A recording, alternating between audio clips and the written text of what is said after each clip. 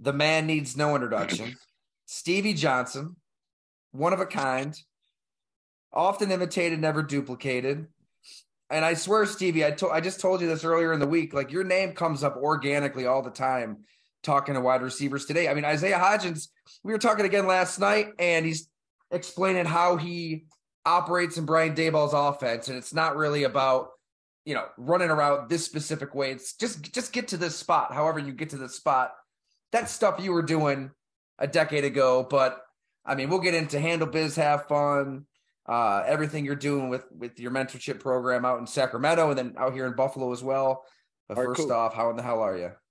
Yeah, I'm good. I'm good. Thanks for having me again. It's good to be on with you. Thanks for the time. Always good to talk Bills football and be a part of the community. No doubt. I mean, what's it like from your vantage point? When you're following the Bills today, I think they kind of are connecting with the recent legends like yourself more. I mean, we see you come back and wave the flag and be a part of things, but you're also on the other side of the country. It's still bright out there right now, and it's dark out here. How connected can you kind of be to the team? I mean, I'm at a comfortable connection as far as when I was in the game. I didn't really. I enjoyed it a lot, but it was more so. All right, we gotta accomplish a goal. But now I'm so comfortable. It's like we just watch it for the entertainment. Hopefully, nobody get hurt. And just enjoying, what's going on, the blessings, of watching these guys play and of us being able to watch them play, without any complaints. So I'm cool. I'm cool, man. I love it, and yeah, we'll definitely, like we always do on these happy hours, just we'll let folks fire away. But I know you want to get into handle biz, have fun. Like what was the impetus for that? I think you touched on it when we did that Q&A it feels like it was like a year and a half ago. But like Yeah. you're in COVID, right? You're trying to figure out how can I change the world? How can I affect kids? How can I give back? And that's a way you can do it, right? It's bigger than football too. Yeah, that was it. To simplify it, it was just basically doing the things. Right now, my mentorship of Club HBHF is simply doing the things that I did to get to the level that I was able to get to.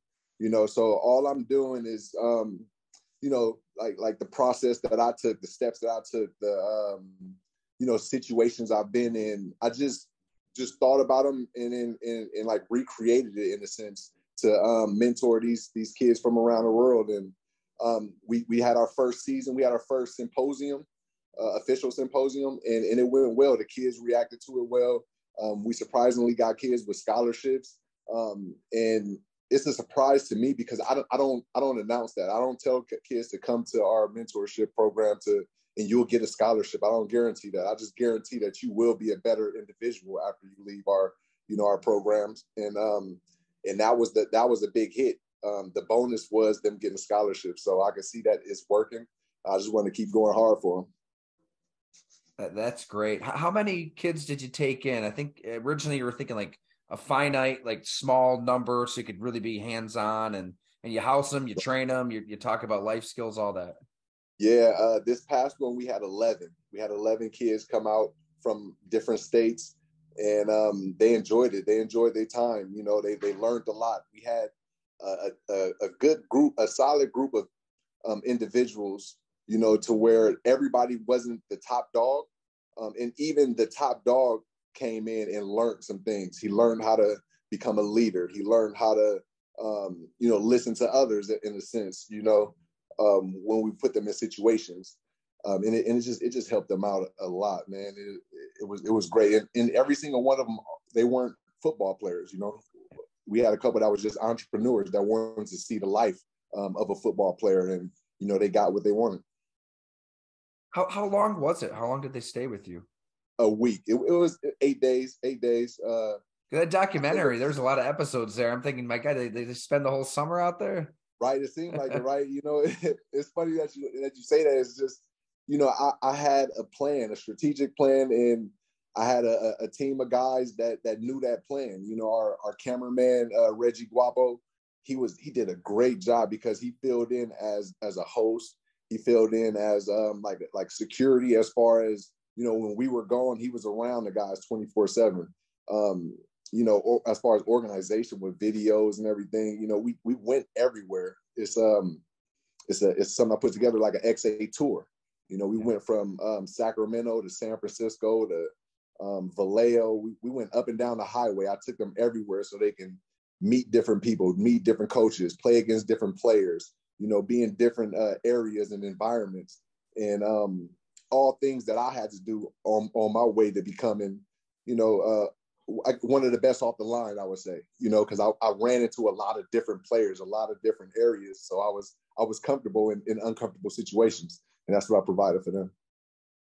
And I love the theme. I mean, you can just do it your way. It doesn't have to be something from a dusty, you know, textbook that's been around for 60, 70, 80 years. I mean, you change the position. I mean, Dell and Joe, a lot of folks in here can speak to this too, but you know, the Buffalo Bills growing up here during the drought, it's like, you know, it was just very stale and bland. And I think a lot of Bills fans would try to find any small, tiny, minuscule thing to get excited about.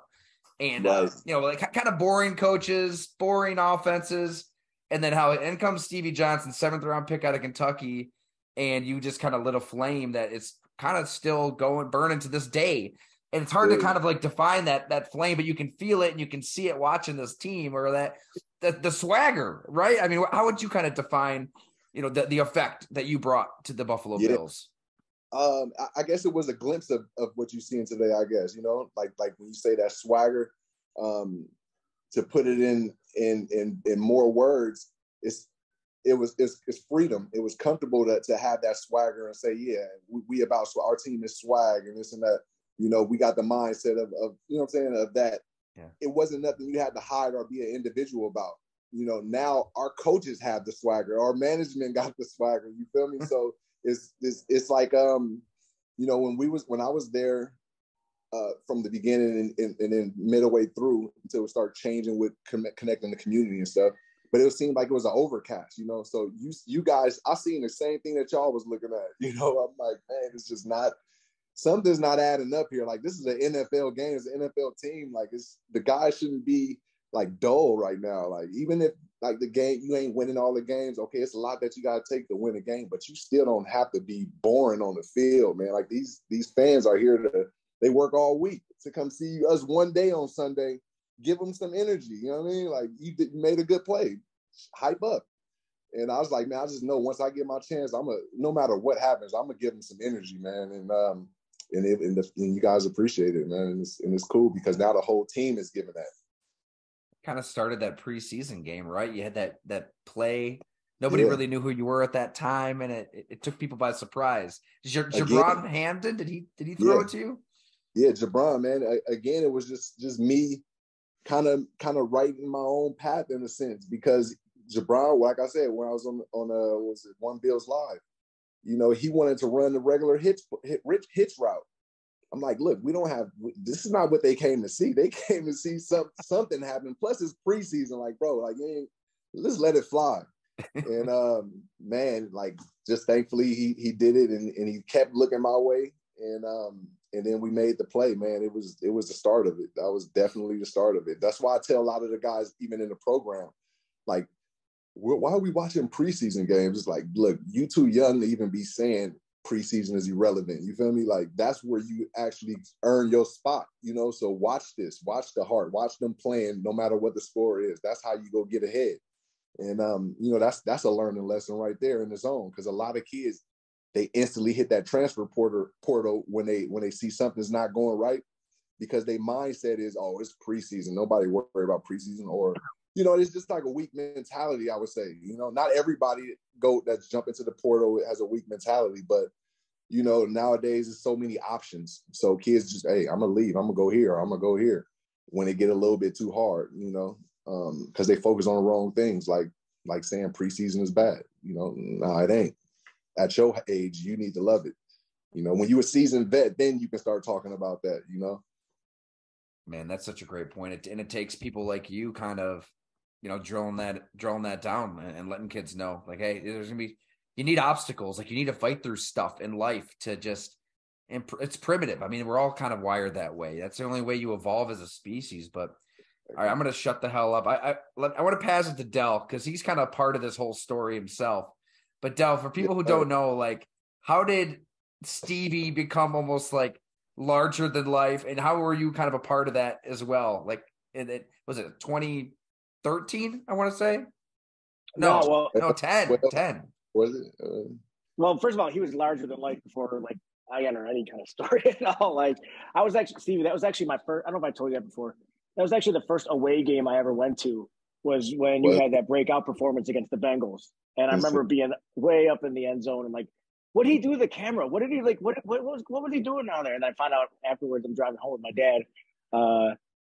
He wrote like, "Why so serious" on your shirt and everything. So that was kind of you already like such a breath of fresh air. Not to blow smoke or anything, but like Ty touched on it before. Like there was, I mean, I never really truly broke as a Bills fan, but I came pretty close for several years there in the mid 2000s. It reached a point where you talk about those boring offenses and everything, just how dull.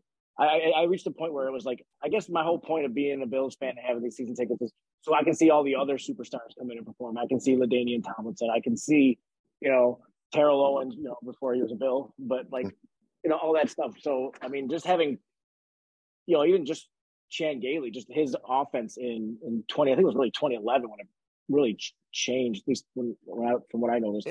Isn't that funny, though? You weren't really excited about the Bills until Chan Gailey came to town. Well, yeah. I mean, for real, though. Like, it's right, though. Previous coaches, but, like, Chan was a breath of fresh air. I mean, like, so at least in terms of having an offense and just not, I think Turk Schoner, when he left, he called it a popgun offense, but Turk Schoner, yeah. I remember that time, and you're right. Like Chan came in with a whole different attitude. He was more like, let's get creative, let's air it out, let's move a little faster. He was definitely a breath of fresh air as far as players playing for a coach. Nothing wrong with Dick Duran. Dick Duran was good, he was cool, but it was more it was by the book. You know what I mean? Or they say we got to punt on third. Okay, we go punt every time on third. It wasn't no. What's gonna happen? No intensity, no thrill of it, and yeah, like we give a lot of credit to Coach Gailey. Yeah, I remember one year you dressed up as him as Halloween, I think it was. Yeah, like just things like that. Like that's fun, man. That's fun, and it kind of connected, the community again. To see that it's a different side of our team than just the grit and the grind. They're human. They're fun. We was just missing the doves at the time. But we got plenty of them things now. Yeah, right. But Ty, anyway, sorry to speak to that real quick. But so anyways, yeah, for the maybe one or two of you who don't know anything about the whole Bills Mafia thing, Stevie's drop against the Steelers that next week after that Bengals game that I just mentioned. I think everybody knows the story about what happened there on Twitter, but myself and Breon Harris and Leslie Willie and a few other people, we started defending him against the nation, the world down there, it seemed like. Right, yeah, for real. And it was just like we were sticking, we were like just circling the wagons. It sounds corny, but that's really what we were doing. We were standing up for our new guy that's really come on the scene and showed like, oh my gosh, first of all, this dude is fun. This guy's got talent. Like, holy cow, Buffalo has a player that we can be excited to play in Madden now, as opposed to just another guy with like a 76 receiving ability. But yeah, so Adam Schefter retweeted Stevie's tweet the next day. We were super oversensitive bunch, and we started making fun of him. It was completely unwarranted. I'll say that. Completely unwarranted, but that's where we were. He blocked a bunch of us, and I called us the Bills Mafia a few months later. Just other fans started using it. Players started using it. Yeah. News started using it. ESPN started using it. And eventually, the Bills 9 years later finally came on board, and they started using it too. But we were trying to start nothing, man. We were trying to do a movement. I always say if it wasn't Bills Mafia, it was going to be something else because Bills fans are so passionate. With the advent of social media, we were going to get organized anyway. That's just, that's just how it kind of happened. So. Yeah, that's beautiful. That's beautiful. And that's all raw and real, man. It's the best. Nobody was expecting for it to be as big as it was, or any of that for that situation to turn into what it did. But it did, and it's a positive. I love it. I love it. Yeah, that's why people cool, loved you though too, Stevie. Right, like that authenticity of this crazy play happens, and everybody loved you, was living through you, could feel what you felt in that moment too. I think that's it, kind of like what happened in that game, and then what you tweeted, and then everything it's kind of all one and the same, right? Like Dell said, it was kind of like this confluence of factors to just light the flame on Bills Mafia, which, my God, it's crazy. I mean, you really can't even watch a Bills segment on TV without people saying Bills Mafia at this point. Yeah, that's good, man. It's a testament to the whole area. That testament to the whole area, man. Everybody got that in their blood. That Bills Mafia. Love it. I don't know if Joe, anybody, if you just fire away, and we got Stevie here to tell some lies and kick it for a bit. Yeah, I've got a thing. I moved out of the Western New York area in '99. I'm originally from Gowanda. So Ty, I interact with you sometimes using a football card account called Vintage Cards 77. So I collect football cards and stuff. But that's right. Okay. Yeah. So I moved out of the area. I live in Northern Virginia, but Stevie, the Bills are always the connection back home. But you in particular, I mean, Ty said it, just the breath of fresh air, and to, borrow on Dell. It's not blowing smoke, like being external, watching this team. I grew up in the 90s rooting for the Bills, right? And then, God, it was just brutal. And then you come along, honestly, it was entertaining. It was fun. Like, it just made it fun to watch. So my question for you is this. I was thinking about this while walking my dog. Is there a play, if you could go back in time and grab one of your teammates and go play on this current team, who would it be and why? Dang, you know what? I'll probably give my spot up and let Kyle and Freddie come back.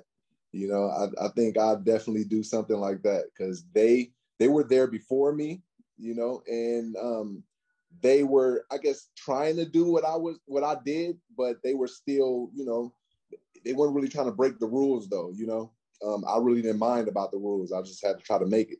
But those guys put it in every day, from like once you wake up and get in there, they was professional all through and through. So I would definitely give my spot up and let them two go in.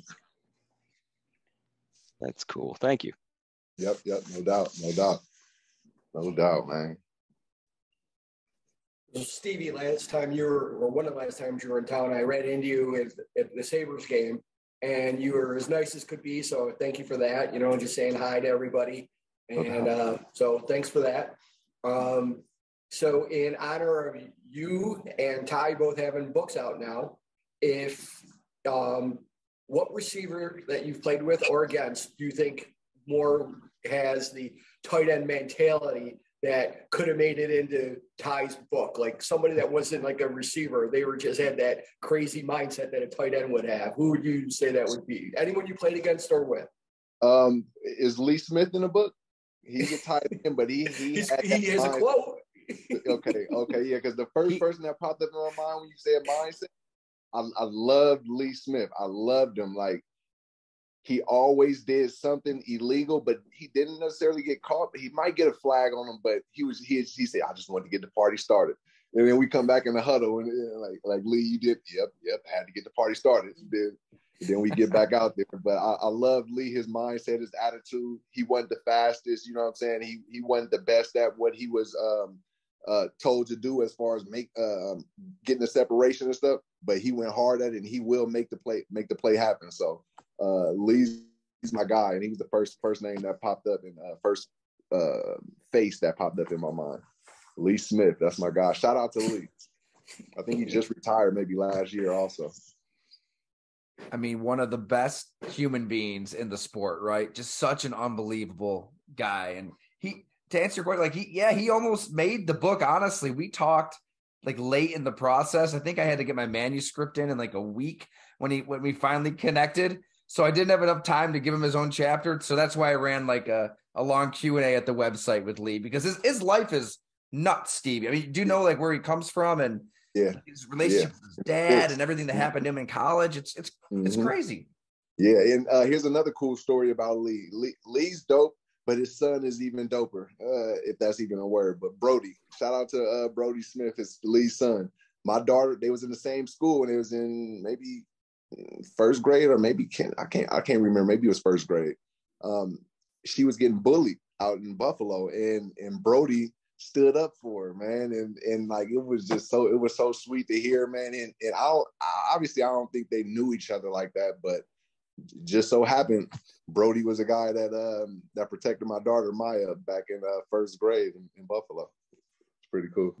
That's amazing, because I'm paraphrasing, but thinking back to the conversation with Lee, and he was talking about being a dad and parenting, and I mean that's like one of his big life lessons with his kids. It's like, never be a bully. There's no bigger coward in life than a bully, and basically if you see somebody bullying, step in.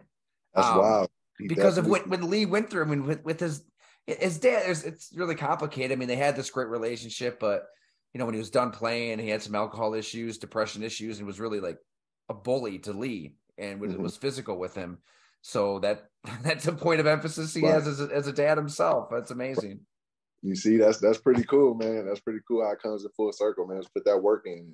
He's an example of it. I'm glad that he was able to get brought up somehow on our time. Yeah.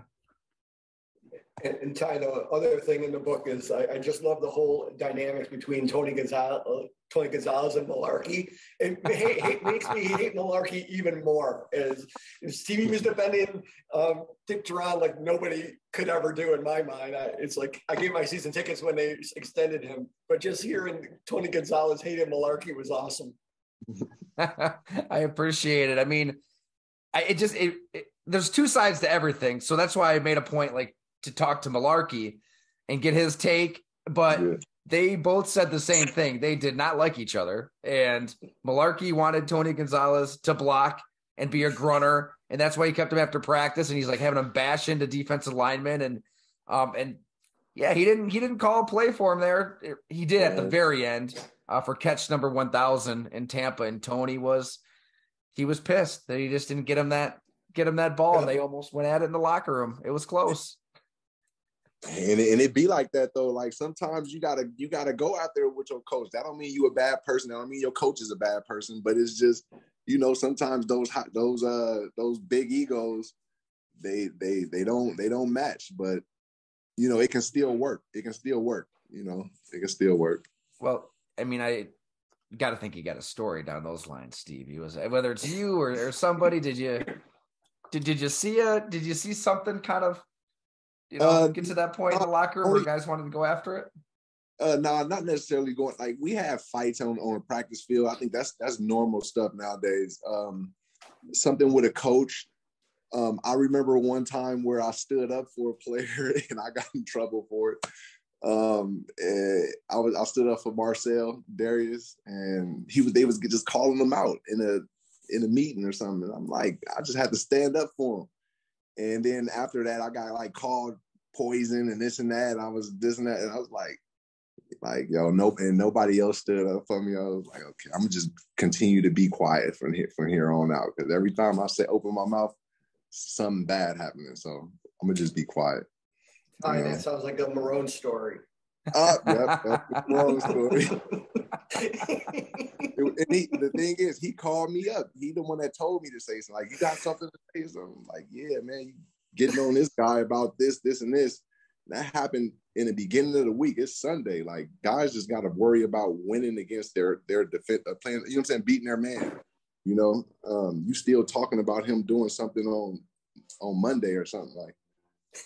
And it probably wasn't the time for that, but he kept bashing him for something that was like a long time ago. Okay, now I'm gonna say let's get over it. Talk about what they need to be doing on Sunday. And then, I was called bad player, teammate or whatever. And it was just I was like, I'm done. I ain't saying nothing else. Right. I think I remember you talking about that last time on the happy hour. What day of the week was it? Was this like the whole team? Was everybody in there? Well, no, this was right after the game. Like this was right after the game in Tampa. We was in Tampa, and he was upset. You feel me? He was upset, and then but he was directly going at Marcel.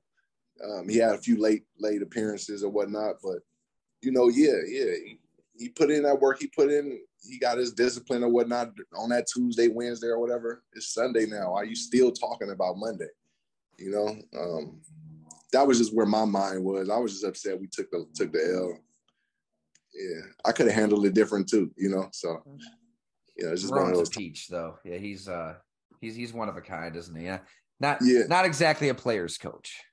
Yeah, or even like a community coach. I can remember him like locking the community out of training camp. Like what is that about? The families don't come. That may not have nothing to do with anything again, but it's like that was just different because in Buffalo, you know how things is out there. Like the community is tight. Families was able to be at the practice after the practices and things like that. But he kind of switched that up. He was trying to, change. He was trying to change things. So that was his attempt. When I look back at it, and can't knock him for it. He had a lot of pressure on him coming in and trying to be the savior. But they didn't go about it, the right way. I would say, they didn't go about it the right way, and it could have been sweet. I feel like it could have been really, really sweet with the team that when he got in the year after with the draft picks, and then the guys that we had the year that year when he did come, it was a pretty deep team. I wish I would have been a part of that though. I think that's why it's easy to root for like Brian Dable, Kevin O'Connell, Doug Peterson, Dan Campbell. Like you can change a culture, right? You can do all that stuff you want to do without being an asshole about it. You can treat players as human beings, like, and you can still be hard on. It's not like you're, a pushover. You're not coddling guys. You can still be direct, but you treat people as human beings. Now. More coaches understand that now. It's a different aura now around the league and things like that, especially with other leagues. Being so like NBA, is pretty cool when it comes down to certain things. Just simple as like the dress codes. It was at a time where NFL, I would get in trouble for having a hoodie under my blazer. Now you see it all the time. You feel me? And that's probably because like the fashion freedom of the NBA and people starting to seeing people express themselves, but the NFL is catching up with it, I mean, the teams themselves celebrate the walk to the plane now and how guys are dressed. Like it's the league and the teams are putting this out on their social media, and so that's a good change. Maybe it is changing. Right. That is another thing. The social media is funny now. These teams are going at it with each other. Like it's funny, man. It's cool. It's cool to see. It's a fun time to be a player. I wish I was healthy more and I was still playing at least 1 year in this time. So Stevie, could you tell back then that Nate Hackett was going to be a horrible head coach? I didn't think he was a horrible head coach because he was so upbeat. When he was he was like the offensive quality control guy back then. And he was super cool, energetic, always fun. He loved it. He loved creating plays. So I thought that would transfer over into, being a head coach. But it's a lot of pieces that you got to have to be successful in this league. And I think he sees it and he understands it. I can't call it. I haven't been a coach in this league. I've been a coach in high school. And I stopped after 1 year. I said, "Nah, I'm good." Coach. That is so true on Hackett, though. I mean, anybody who's talked to him, he's got a magnetic personality. He's fun. He gets you excited to talk football, think football, like just like his dad. I mean, he eats it, sleeps it, breathes it. But man, I don't know whether it's a scheme or like the bigger picture of being a head coach. Something didn't work. You can have that, but it's like you got to have your assistant coaches be able to, like let's say I was on the staff with him. He can, I think he could be successful because, I mean, I feel like I know how to teach players skill building, how to get open, how to do this certain things, how body movement, what to read or what to see when you want to get open. He knows the game. He knows the X's and O's of it. He's got the enthusiasm of it, but he can't say, "Hey, look, this is what you do to get open on this post corner route." You feel me? It's his help that needs to do that. So maybe that's one thing that needs to be done. His staff was pretty bad. That's a really good point. Like the people around the league said, like his offensive staff not exactly top notch. So, and Russell Wilson is cooked, it seems. Yeah, maybe too friendly, man. Hiring his friends instead of guys that he should be hiring. Exactly. I know Joe had a question. Yeah. Hey, thanks, Ty. Hey, Stevie, how you doing, man? What's going on? Not much, bro. I decided to Wikipedia you just to I just wanted to see if there was anything like, oh, I didn't know about this, or it was true or false. Kawhi Leonard is your cousin? Oh yeah, Kawhi. Nah, Kawhi not my blood cousin. He just Okay. Yeah, we just grew up together. Being out here in California, sports circuits. You know, and then when I came to San Diego, I brought him to our training camp, and then that's when it just went crazy. Stevie and Kawhi's family, and this and that, and then I don't know how it took off like that, but that's what they say. But nah, that's just a good friend of the family for years. What's he like? Because he's kind of a lightning rod, like in terms of where he's been, and like what's he like? Is he like in terms of like super? Let me try to compare him to. I would say like, have you been around like Lee Evans when he was playing? Just super to himself, just chill. Go handle his business. That's how Kawhi is. He's not out there trying to do extra. He go work out 2-3 times a day. He go chill out with the fam, and he not go do nothing extra. Basically, he just go do what's on his schedule. That's the best I can put it. Super chill. Don't talk a lot. Answer a question. He's just cool. All right, awesome. And then a follow-up question that has nothing to do with Kawhi, but this week on Bill's Twitter, if you want to call it that, there's been a lot of talk about like bulletin board material. As a player, did you ever read what the press said about you and like articles, and did you use that motivation, or did you just block all that stuff out? Yeah, I mean, we all can see it. I can't say if I necessarily use it as motivation though, because it's already motivation enough to try to win against those dudes on Sundays. So like that was just entertainment. It was just outside entertainment, basically. One of those prove them right, prove them wrong type things, but nothing that you really hang your hat on in a sense. It's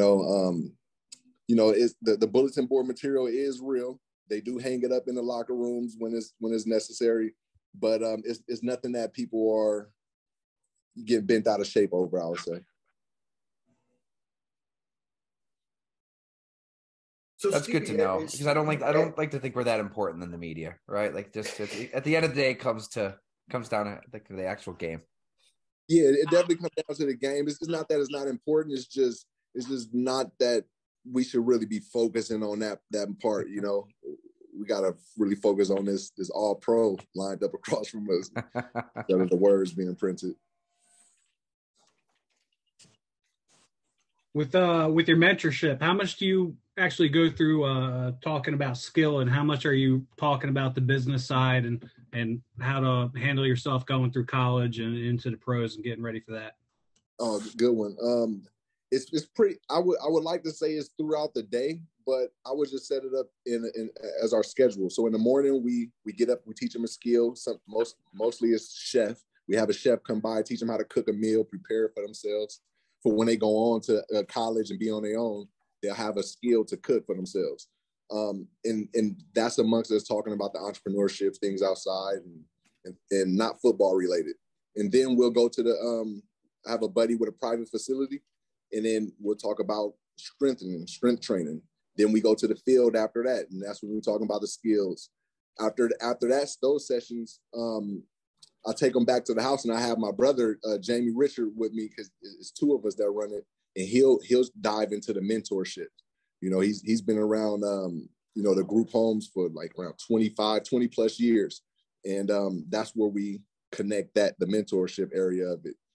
So we attacking them consistently on and off the field. If we go from the field and come back to the house and learn something, that'll be the mentorship side. Or we'll have someone come in and speak to them, like a businessman, an entrepreneur that made it, so they can tell their story and help out. So that's the whole process of this Exposure Academy mentorship program. It's kind of nonstop, and we hit them with as much information as we can, because we only got so much time with them. So we try to take advantage of it all and record everything so that they can be accountable to it. I want to say Jamie's on here, right? Could be wrong. Hey, isn't I can only see one person. Can y'all hear me? Okay, what up, bro? What's going on, brother? Yeah, my camera's tripping right now. I'm sorry. How y'all doing? Okay, yeah. Good, man. Thanks for popping on. No problem, man. No problem. I appreciate it. Yeah, Coach Rich is he's been with me the entire time. You know, when I'm coming out to Buffalo, he's there with me. I don't know if you guys ever seen any images of him. But yeah, he take care of half, and I'll take care of the other half, and then we have Reggie Guapo, who's our cameraman. And then as far as the music goes, we're when we put all our docuseries and our vlog series together, our family Rich Rocca places the music. Now I don't know if Will's in here or not. I guess not. I don't think he is. And you're coming to Buffalo, right? For 2 different weeks, 2 different symposiums. Yeah, April we'll have our annual skills camp at Amherst, which has been a blast. We love having it out there. You know that the Amherst Tigers, they take care of us. And then June we'll also have. And then also in April we're with Full Circuit. We have our private skill building session that we have there every year also. So I'll try to make rounds in different locations so I can touch as many, athletes as I can while I'm there. And then we come back in June for our symposium, and that'll be the 8-day Exposure Academy. Awesome. Well, we'll have all the links, all over the site with this happy hour. So be sure to check it out, everyone. Yeah. We had a good time. It was a success last time. We was blessed by Jeremy Kelly to let us get Highmark Stadium, and we had the kids out there. It was a good time. They all showed up and showed out, and they've been hitting me up waiting for the next one, and it's coming up. When you come back to Western New York, when you go out downtown or wherever you go, I don't even know what you do in your spare time. Do people come up to you? A lot of fans come up to you and want to shake your hands and kiss their babies, all that stuff. Yeah, it's cool. It's cool, man. I love it. Now the beautiful thing is it's starting to get outside of Buffalo now. I'm starting to walk by and hear and go Bills as you walk past. And I might not even have on any Buffalo gear on.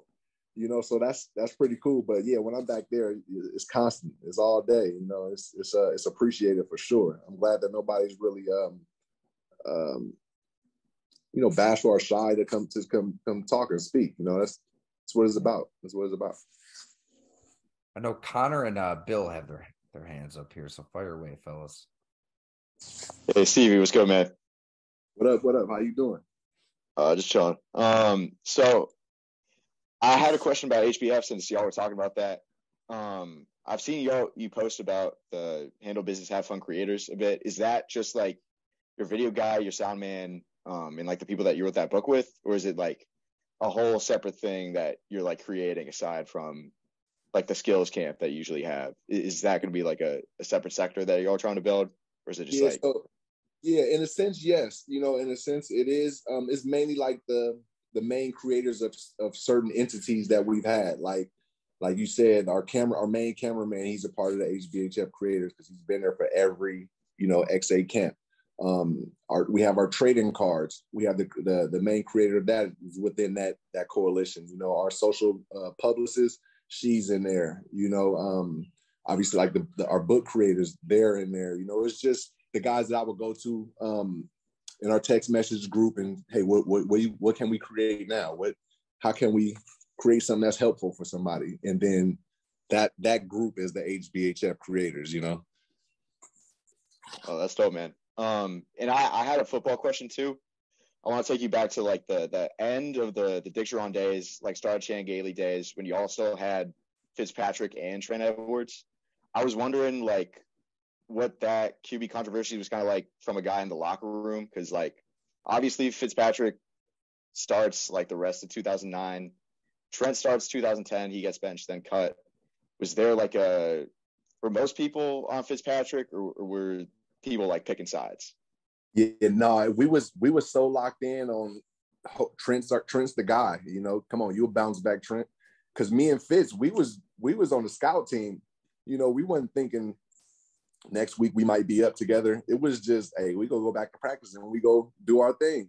Whatever's going on with Trent, let's hopefully he do better and do good, because we want to win. We want to go to the playoffs. There was no animosity. It was no kind of fire in the locker room. Which is kind of cool looking back at. I never really even thought about that. That's a good question. I never thought about that, because nowadays there's always some kind of heat. But yeah, we didn't even look at it or think of it like that. You know, we was just, I guess, doing our thing at practice and hoping for the best for our starting quarterback. And unfortunately, it wasn't working. And then, you know, Coach Gailey came in and made the switch up with Fitz. And then he called me in with the same thing with Lee, you know, saying we want you to be at the X now or something. And it's like, you know, nobody was really thinking about snatching anybody's position. We was just playing our roles, and Coach was doing what he was doing.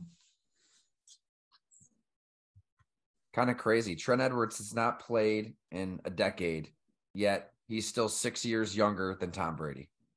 kind of blows my mind. That's what, yeah. That's the blessing. I wish I was a QB, man. Well, I can't say I wish I was a QB because a lot of QBs don't play that long. You just got to know how to protect yourself, I guess. You know? Yeah. It came with a cost for Tom, though. Yeah, a little bit of a cost this year. We'll see what the. He's kind of a Bay Area. I mean, any predictions on Tom where he might go?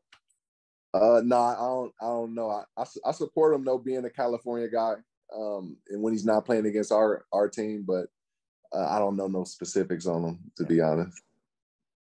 Alrighty, Bill, let's hear it, man. Hey, Stevie. Hey, guys, can you hear me? We got you. Okay, cool. Sorry, I apologize. I've been driving around today. Sorry, I was late to the call, but thanks Stevie, for doing thanks it. for doing this. That's commitment. Yeah, Ty, thanks for doing this. This is great. Stevie, it's been cool kind of corresponding with you over time. Sorry, I'm in the car here, but one thing I wanted to ask was, you know, growing up in Rochester, like 10 miles from St. John Fisher and, you know, Bill's Mafia, Western New York.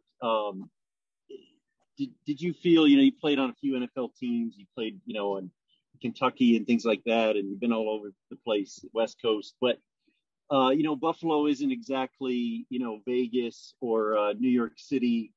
Do you feel like the team kind of just would come together, you know, just because, I mean, not to get Willis McGahee quote, you know, not much to do kind of thing, but, you know, just that small town feel.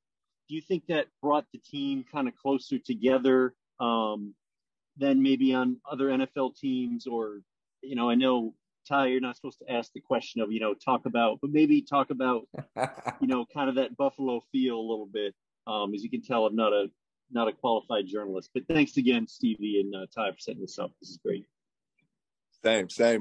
Good question. And that definitely plays a part in having a building a team. I would say, I don't say it plays a part in wins and losses, but for the simple fact of like what I think Connor just said, he was talking about, like, was there any heat in the locker room with quarterbacks?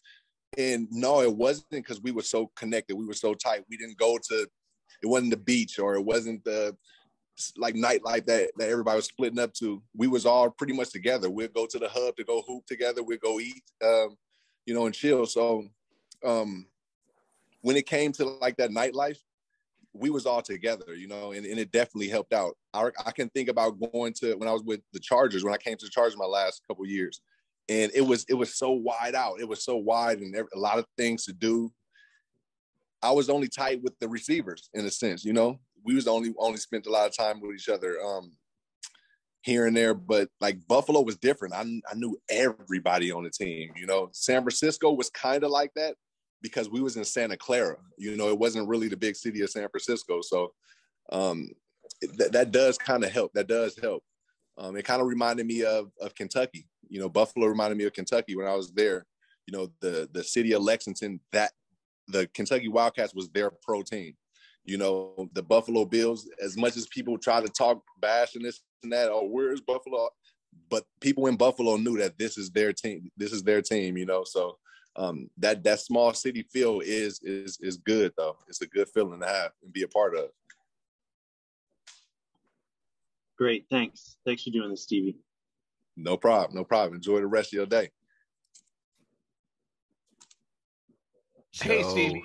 Yeah, I got you just mentioned San Fran before. Do you have any Jim Harbaugh, like Colin Kaepernick, or like Greg Roman stories? Because all three kind of seemed obviously polarizing at that time. Like, how did you feel about it? Because you were there at Jim Harbaugh's last season there. Like, Yeah. How did you feel about him? Like, because that I remember that team was loaded. Like, you guys, like, they traded you there, and that team was like Super Bowl aspirations. And I remember they kind of fizzled out that year. Like, what were those three guys like Roman, Kaepernick, and Harbaugh for you? Coach Harbaugh, let's start with him. He was everything that you see on TV. You know, he was animated, loved the game. Obviously, his stories was great. It was just football stories about him, his family, his brother, his dad, things like that, and just being locked in and focused. Great players coach. I can't say nothing bad about him. You know, hearing him describe my play style, you know, he had a clip out there we doing it. He's a pretty cool dude. He also, another cool thing, he allowed Rich Rocco, who done the music for our Exposure Academy, come out to Michigan and perform with his team. So that's the type of dude that he is. A lot of coaches not allowing that. Coach Giro, Greg Roman, he was cool. I thought Giro was good. I just thought we needed to line up and just go. Like, let Cap spread it out. You know, if we need to hand it off to Gord, let's do it. But let him go. We was doing a lot of, I think it was overcoaching, you know, with Giro and at that time. A lot of motion here. Go to this, like, man, let's just line it up. They can't guard us. Bolden, me, Brandon, Lloyd, Crabtree, Vernon Davis. Like, it was a stacked group. Kaepernick was solid. I appreciated Cap because, you know, he was a star. He was a star. He was Super Bowl, I think, year before, whatnot. And new receiver come in, and I knew I ran routes a little bit different. So when I came there, I didn't want to get smacked in the head like everybody was saying with the ball. You know, he even gave people swollen eyes and everything, how hard he threw. And, you know, so I asked him one day, can you get some work in with me on an off day? And, man, to my surprise, he was for it. He was all the way for it. You know, we stayed after for like two hours, maybe 3 hours. And shoot, we connected well. We had one of my favorite catches. And I credited it to him working out with me that one time, just playing catch, running to his fastballs. And you know, we ended up connecting on Sunday, and it was pretty cool. That team was pretty cool. It was an interesting team bunch over there at that time. Yeah, because I mean, you guys went 8-8 that season, but you started 7-4, and then the wheels kind of came off, and then after that, you know, Chip Kelly comes in, not Jim Tomsula. I'm sorry, Jim Tomsula. Yeah, nowhere. Yeah, nobody. It was like managed. It was like, you know, you just appreciate what's going on in Buffalo now, because it takes so much for the players and then the community and then the management to all be on one accord. You know, like when you think about San Francisco, yeah, we had a fired player group. You know what I'm saying? Our coaches was tight. Community was there, but it wasn't on the same page. You know, the coaches was beefing with each other. It was kind of weird, strange up there. And it just wasn't a good fit, I guess, you know. But right now, like what we're seeing with the Bills staff and with the Bills community and the Bills players, it's all one accord. I don't know how it worked, how it happened like that, but whatever you feel, whatever y'all sensing, that's what it is to be on one accord in 3 levels. And that's tough to accomplish. So appreciate these years. That's a great point. Monis always says that too. I mean, you need the ownership, the GM, the head coach, all in sync. And Trent Baalke and Jim Harbaugh, they were not on the same page. Not on the same page. You know. Stevie, you got. I was listening to Bussin' with the Boys. It's like Will Compton and Taylor Lewan. I think they had on Delaney Walker. You got any good Jim Tomsula stories? Were you there with him?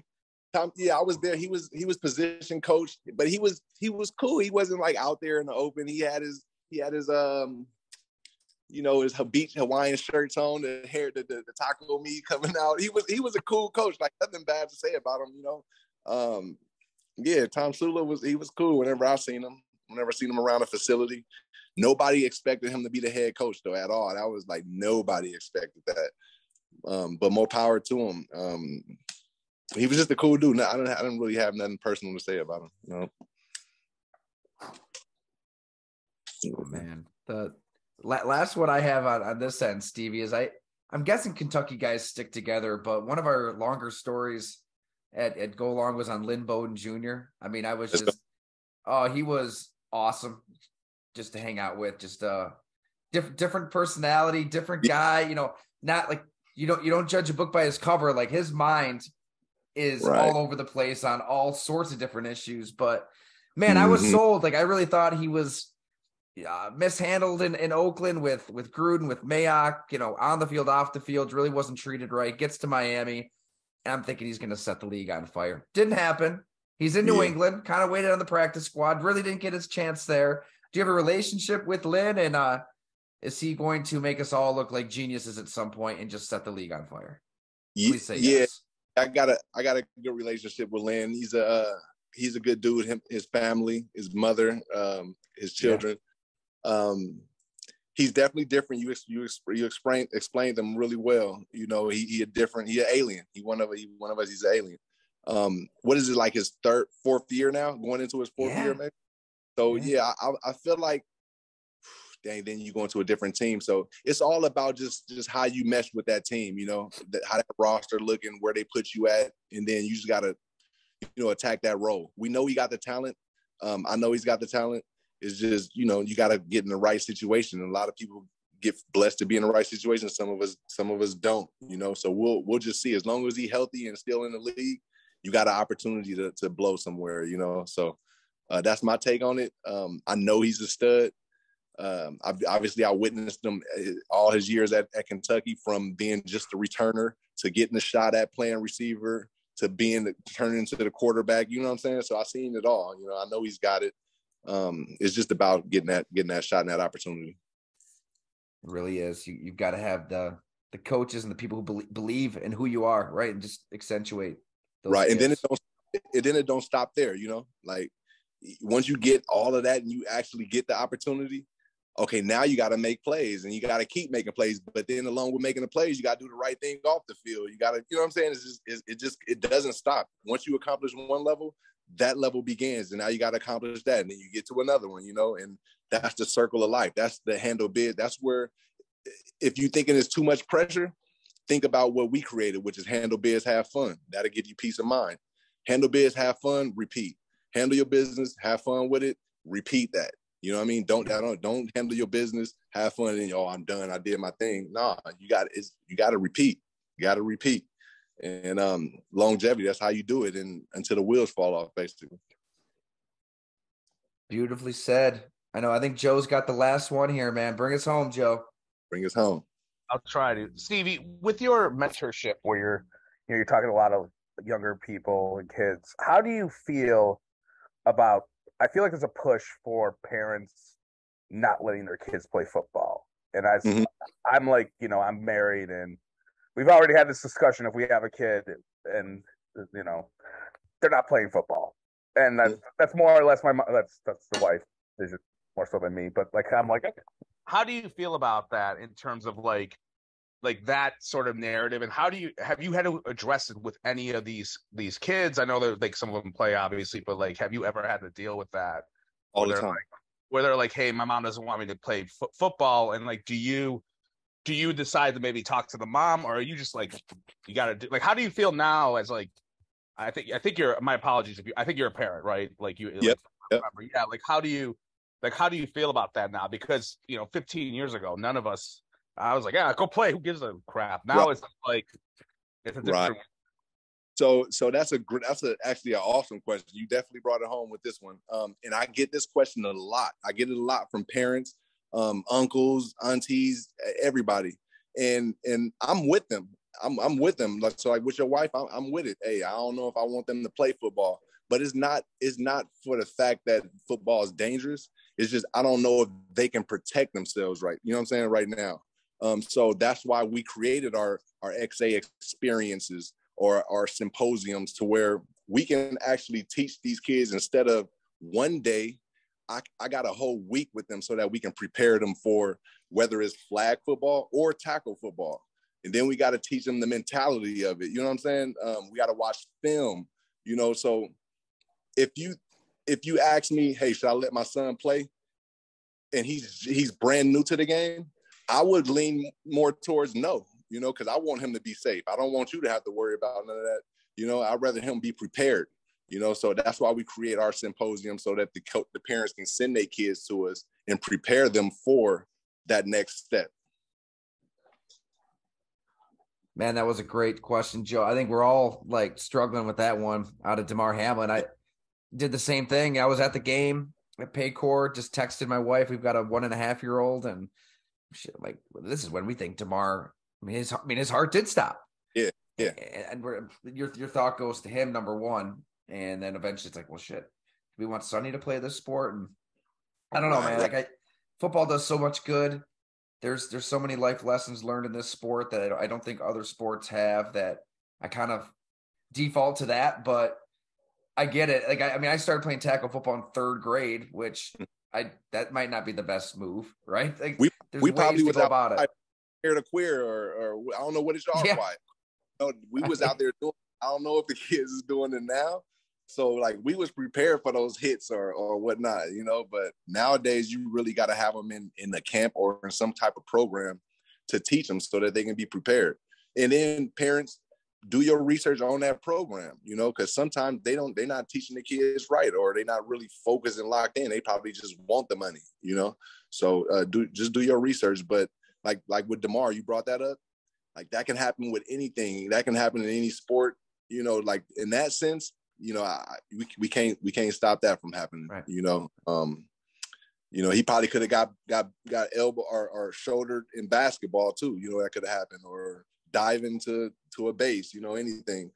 But as far as just like things that you can control, yeah, get your kids into the camps so that you can see them moving first and see if they prepare for it. And then, you know, go from there. Everybody can learn and become a football player, but it just takes that time that you got to put in. It was a remarkably ordinary play that you see 200 times on a Sunday. It's crazy. Precisely. That's why they got to get to your camp, though, right? Just get to Stevie's camp. He'll teach you the ways, and you'll be all set. Indeed. We go teach you from the physical standpoint and the mentality standpoint, you know. Before we go, like I created the camp just so that I can get more involved with the kids. You know, I can't do much when I'm just talking to over social media or passing by, or even with one-day camps. Like I can't do as much as I need to. If you really want to go to the next level and you playing football, I guarantee you need to be involved with Club HBHF, because we go give it to you straight. We go give it to you raw. And we go teach you skills, not only for the sport, but just to become able in this world. You know, that's our mindset. That's our goal. And that's our mission. I love it. And that's why you're here hanging out, right? I mean, there's you can talk to people on social media or shoot a text, but nothing beats actually having conversation like this for an hour, seeing people in person with Handle Biz, have fun. So man, we appreciate it, Stevie. You're the man, you're a legend. Thanks so much for hanging out with us on a Friday night. One love. Shout out, y'all. Shout out to the whole squad. I'll see y'all in April. We'll be there. We'll bring a contingent, man. We'll make it happen. All right. One love. Thanks, Stevie. Thanks, Stevie.